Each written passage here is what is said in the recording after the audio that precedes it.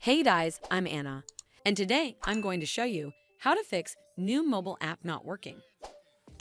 So first of all, you need to make sure you're running the latest version of the app.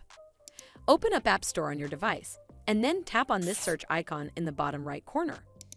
Then search for the app, and if you see this update button right next to the app name, simply tap on it to make sure you're running the latest version of the app. But if you still encounter this issue, then you need to clear App Cache.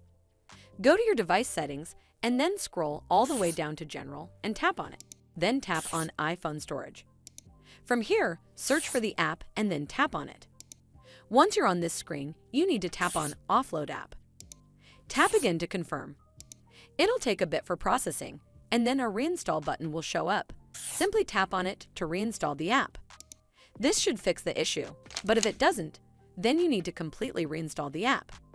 Follow the on-screen instructions to navigate all the way to the app page. Once you're on this screen, tap on Delete App to uninstall the app from your device. Once uninstalled, you need to open up App Store and then search for the app here.